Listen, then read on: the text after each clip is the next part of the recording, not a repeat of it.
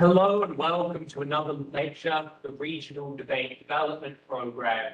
Today what I'm going to be covering off for you is rebuttal, how to do it, how to do it well in your speeches, and also I'm going to be covering how to use weighting when you're doing that rebuttal. So I think that's often something people struggle with, so I thought I'd flag it on the lecture. Before I jump into it, I just want to flag that this lecture is quite a cumbersome one, because there's a lot within rebuttal. There's obviously some very simple techniques that are at the basis and intro of good rebuttal, all the way through to reasonably complicated ones. Obviously, I'm not going to get all the way through the topic, but they will scale up through time. So, if you watch the first few techniques, work on integrating those first before you move on to some of the later techniques in the video. So I think trying to do this all at once would be a massive task that's beyond most debaters, realistic. Perfect. Let's get into it. There are four main types of rebuttal that are most commonly used. I'm going to chat you through each of them and chat you through where you might use them. I'm using these to pretty much most points, but often it'll become clear to you that one of these is a lot easier than another to do on a given point. The first one up we have deny, deny, deny. In this one, what we want to do is it's the one that debaters most logically think of when they think of rebuttal. They're going to say something's true, and you're going to say it's not true. I'd like to flag if something is objectively true, for example, that smoking is harmful to your health, please do not object and explain why smoking isn't harmful to your health. The judges aren't going to believe you no matter how good your rebuttal is. So when you're going through this, what you want to do is you want to give mechanisms, same as we talked about in the substantive lecture. You want to give 1, 2, or 3 reasons, depending on how strong their reasoning was, for why that thing is not true, right? That's the goal of that. You're particularly targeting context that they've given, that is the basis for their point, or the mechanisms they've given, which are the basis and reasoning behind it, right? Okay, that deals with the deny, deny, deny. Secondly, let's look at right direction, wrong outcome. Often teams will be like, if you have A and you add B, you're going to get C. But sometimes they may get A, they may get B, but they're not actually going to equal C. They're going to equal something else like D or E or F, right? That sounds super confusing. It's not the easiest thing to explain without an example. So I'm going to give you.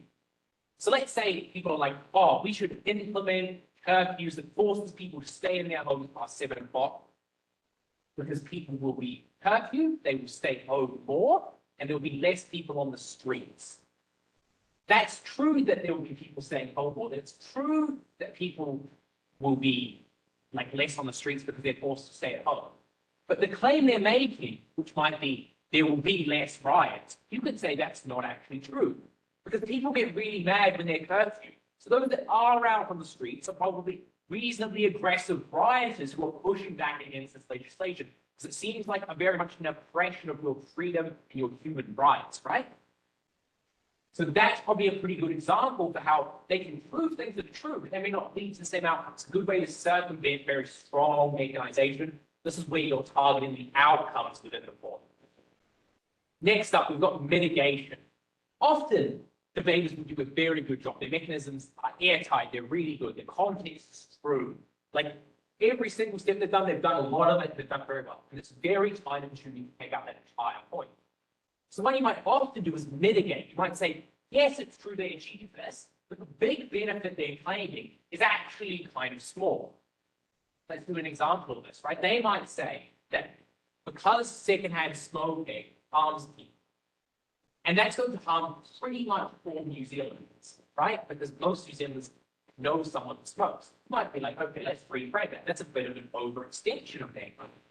Because it's not just anyone you meet who smokes, you have to spend a lot of time around. So let's limit that just to people in their houses, right?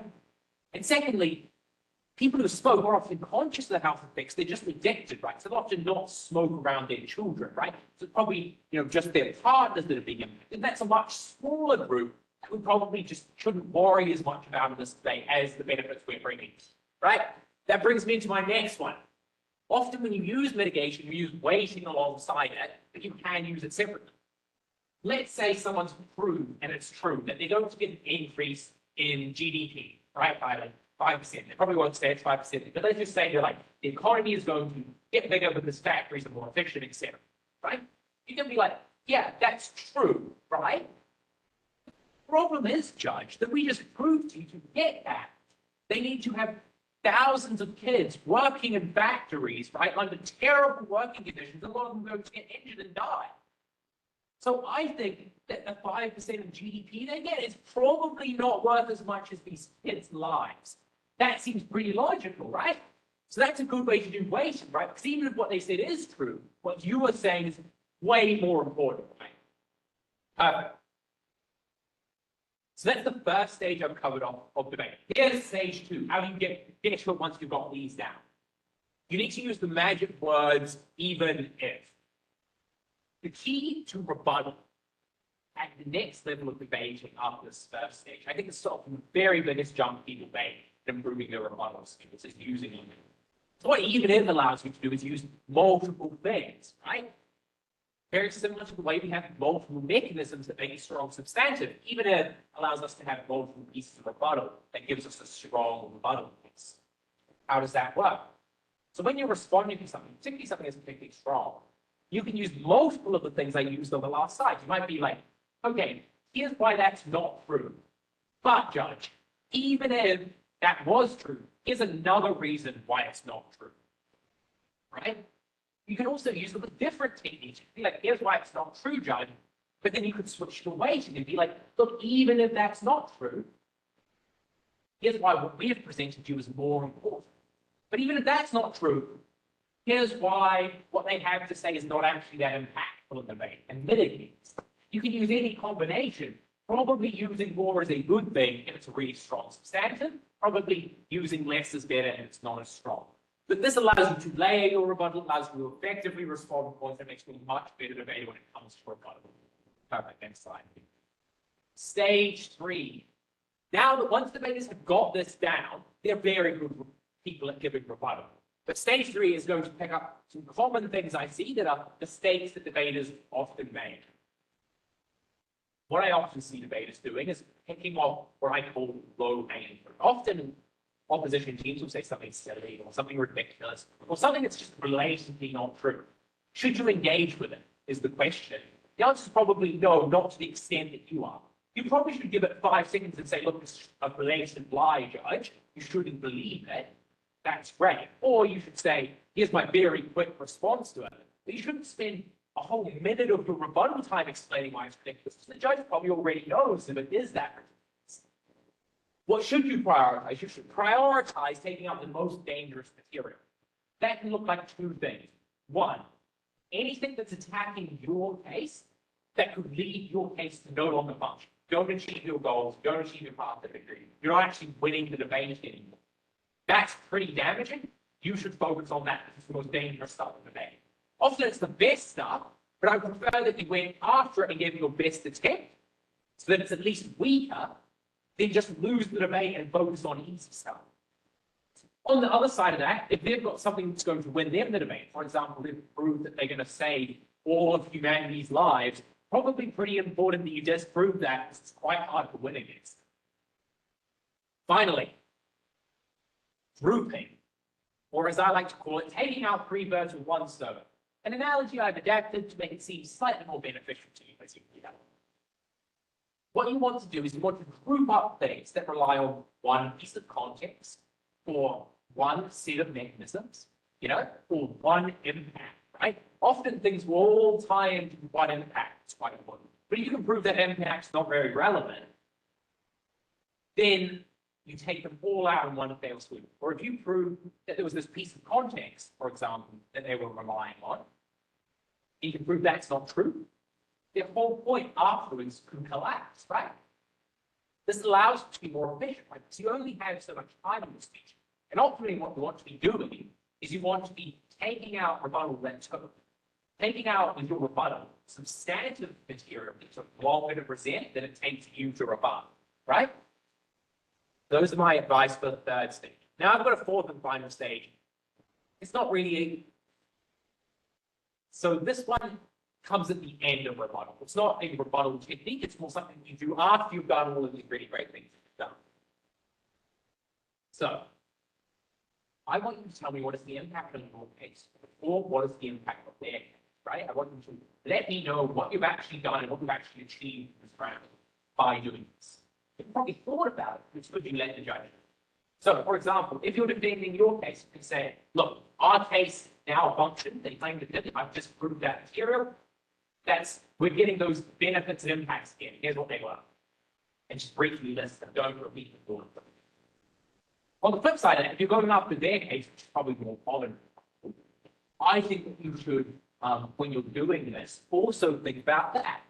You should say, oh, look, I've mitigated their point, judge, so it's not worth as much, which is probably the lowest tier one.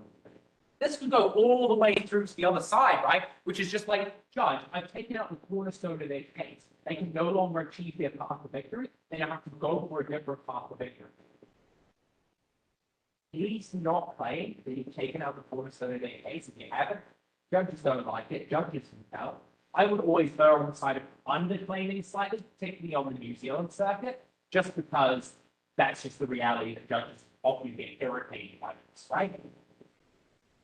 But let the judge know that, so the judge knows why this is helping you win the debate. They can think about that when they're going to judge it, right? I think that's a good thing to think about. Next slide. This is the final one I've added in. It's not really a whole nother stage. It's just some bonus tips and tricks of rebuttal that I really like. I think are really effective. I don't see debating, right? These types of rebuttal cannot be used all the time, but when they are used, they're super lethal to the opposition's case. And they're pretty commonly used. Not quite as commonly as deny, which are always used, but still pretty common. Here's the two things I want you to know. Offensive and defensive. People always remember how to do offensive rebuttal. When the opposition says something, I've never not seen a bench jump up and say, Judge, that's not true, or Judge, that's not that. We shouldn't care about that, right? Debate is always need. But I think debaters often less need to defend their own case, right? I think if you've presented material and they're attacking it, you should also respond to that. I'll flag this in the second and third speeches where this is more relevant. But I think when you do stand up, you should at least be defending the critical attacks that came onto your case. I think that's important to remember. Next up, we've got symmetry versus asymmetry. I'm going to chat about symmetry first. When you have, often people try and claim things that are symmetrical on both sides. They could be a harm, that they say, oh, this harm happens on your side. Like, okay, but it also happens on your side. So we just like even it out, and it doesn't really matter. They just wasted time here, right? And also you can do this with benefits. And I think benefits is often the harder one for people to conceptualize. So I'm going to give an example of it. So if you've got, for example, we're doing a smoking debate. I get to know that it's one of my favorite analogies because I use it a lot, just because it's one that comes to top of mind because it's a very common debate. Let's say we're going to ban smoking on our side. The opposition over there, they say, you know what? That's fine. It's way more important that we re-educate people on the dangers of smoking, and we're going to win this debate that way. The response you should stand up and say as judge, so will we, because those things aren't exclusive. We can do them on our side as well. They're symmetric, right? We can make this debate very symmetrical. Because drugs are illegal, judge. Drugs are banned. You still educate kids on why drugs are harmful, right? So we can do both of these things. You can just take all of their benefits and co-opt them over to your side and say, that's symmetrical. Next thing up, we've got asymmetry. This is when you've got teams that try to have their case in either two. Try to claim two things that are benefits on their side, but they both can't exist, right? So what's an example of this? Yeah, here's a good example of this. Let's say we're doing a debate on the Middle East, right? And we're talking about how we should adjust dictatorships that are abusing human rights in the Middle East, right? That's pretty bad. How should we approach it? And let's say a team is saying, look, the motion says that they stand for like military intervention in the Middle East. You come in using military force to overthrow that dictatorship from the West, right?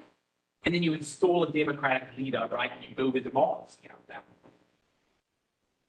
But let's say they also run another point in their case, which is like, oh yeah, but we're also going to stand for them using peaceful transitions and helping dictatorial leaders transition slowly towards power. You can say, look, Judge, I still buy that you can have these both, right? I think it's like there's can't have this and have the other thing as well, right? Because if you're militarily overthrowing leaders in the Middle East, dictators are probably just not very trusting of you, right?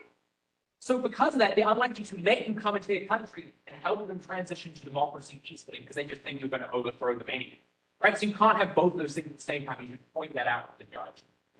I think that's a good way to do it. Perfect. I think that's all my slides for today. So I wish you all the very best with your rebuttal. As always, I hope you're taking notes, because I always remind you to start everything I do, even though I've not at the start of this one. I hope that you go and practice this afterwards. This could be with your family. This could be with your friends and practice round.